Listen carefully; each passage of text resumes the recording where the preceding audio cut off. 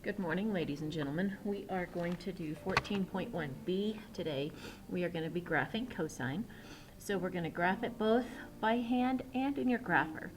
So before we start, let's remember some important things about our periodic functions. Remember that a cycle is one complete pattern,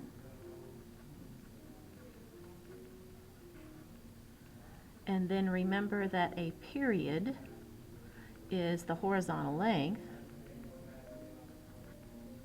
of that cycle. And then lastly, let's talk about the amplitude. So if you'll remember, its handy dandy little formula is 1/2 the max minus the min. So whatever the maximum value is minus the minimum value, divide that by 2, and that's our amplitude. Alright, so just like we did when we graphed sine, let's go back to the unit circle. Okay, so I'm going to draw my handy dandy unit circle. Okay, remember the radius of the unit circle is 1. So that means this is 0 and 2 pi. This is pi over 2. This is pi. And this is 3 pi over 2. Oops, you can't see my circle. Let me scoot it up a little bit, sorry. Okay, the coordinates of this point are 1, 0. This one is 0, 1.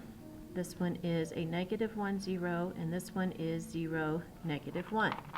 Alrighty, and then remember that since today we're going to talk about the cosine of an angle, that is the x value in an ordered pair. So we are going to talk about cosine and x. So using the data points that I have, I can actually show you the graph of cosine. Okay, so I'm going to put my 4 points on there. So I have 0. My amplitude is going to ping between a 1 and a -1. And then I'm going to have pi over 2, pi, 3 pi over 2, and 2 pi. And let me draw my little graph paper so my graph looks almost polite. Okay, and that's just showing you the end of one cycle. So at 0, the cosine is 1. At pi over 2, cosine is 0.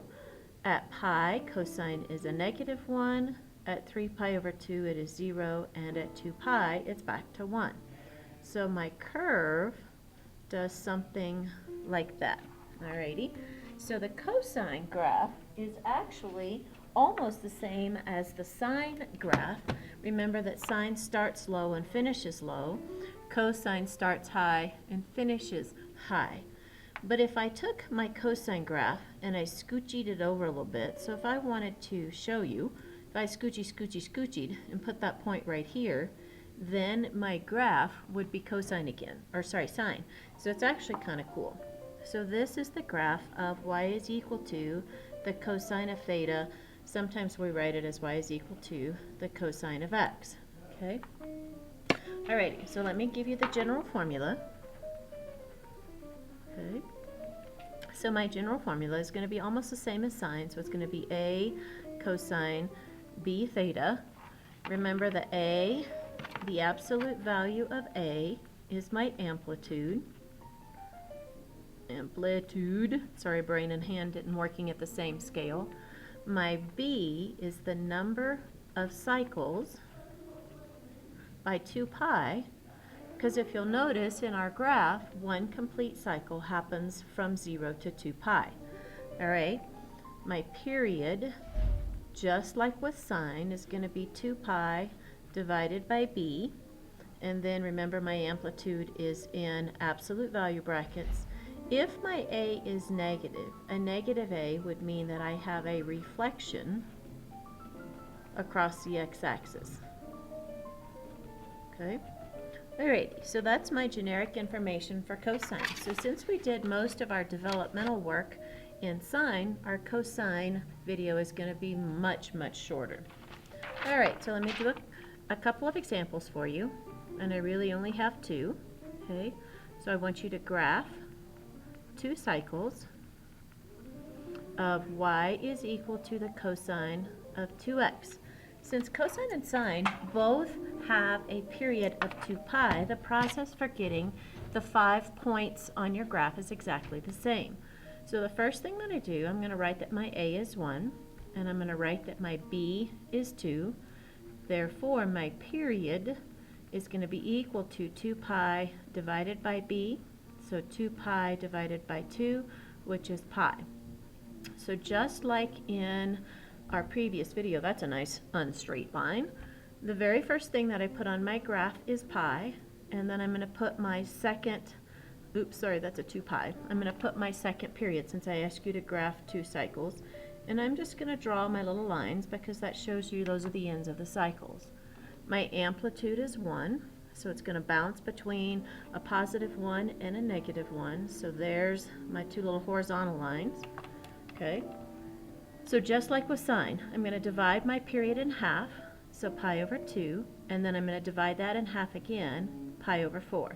This is going to become what I call the counting fraction. So the rest of your units should be in terms of pi over 4. So 1 pi, 2 pi, the missing tick mark is 3 pi over 4. This is 4 pi over 4. The next one's going to be 5 pi over 4, 6 pi over 4, 7 pi over 4, and then 2 pi. Alrighty, and this would be exactly what I expect to see when you graph these by hand.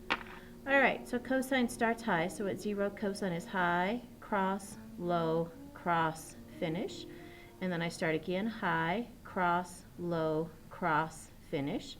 And then I'm going to connect my dots backwards because my curves turn out better when I go backwards. Alrighty, and there is 2 cycles of the graph y is equal to the cosine of 2x. Let's just talk a little bit about your graph. My amplitude is pinging between 1 and a negative 1. My zeros happen at the odd multiples of pi over 4. So 1 pi, 3 pi, 5 pi, 7 pi. Okay. My maximums occur at 0, pi, and 2 pi. My minimums occur at pi over 2 and 6 pi over 4. And you could reduce that. That would be 3 pi over 2. Alrighty, so the next example, okay, I'm only going to do one more and then I'll give you your problem, so nice and short. It says graph 2 cycles. You always have to label all 5 points, and all 5 points have to be in fraction form. I will not accept decimals because that tells me then you tried to do it in your calculator. So this time I'm going to have a negative 3 cosine pi theta. Okay, and we kind of use x's and pi's alternately. Alrighty, my amplitude is 3. It is reflected, which means it's going to start going down instead of up. Okay, it's going to start low. My period is going to be 2 pi over b, which is 2 pi over pi. The pi's cancel, so now I have that my period is 2. Alrighty, so let me get all that information on my little graph. Okay, and I'm doing 2 cycles. Alright, so there's my 2 little arrows. My first period is at 2. My second one then is going to be at 4. And I'm going to draw my little lines, oops, I missed, to show that's the end of one cycle. My amplitude is 3, so I'm going to put a 3 and a negative 3. So now I'm ready to, oops, so let me draw these little guys. There's that one, there's that one. Alright, half of 2 is 1, and half of 1 is 1, that's a 1 half. Alright, that's going to be my counting fraction, and I just circle it so you know. So I have 1 half, 2 half, 3 halves, 4 halves, and then I'm going to have 5 halves, 6 halves, 7 halves, and this is 8 halves. Again, you're okay to not reduce your fractions. So remember, cosine starts high, finishes high, but on this one, since it's reflected, it's going to start down here. So I'm going to go low, cross, high, cross, finish, and then I'm going to go cross, high, cross, finish. And again, I'm going to connect my dots backwards. It's my own weird idiosyncrasy. Whoop. There we go. And there's my lovely graph of y is equal to a negative 3 cosine pi theta. Alrighty, let me give you your problems, and then we're done. Alright, so I want you to sketch 2 complete cycles by hand. You need to label the 5 critical points.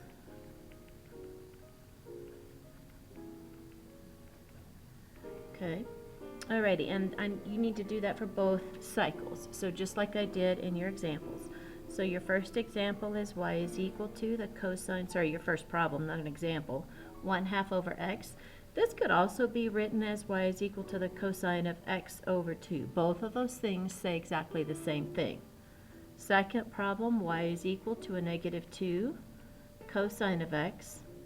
Number 3, y is equal to the cosine of 2 pi x. And then your last problem, y is equal to a -3 cosine 4x. All right, good luck with those. Make sure you label your 5 critical points, and I will see you tomorrow.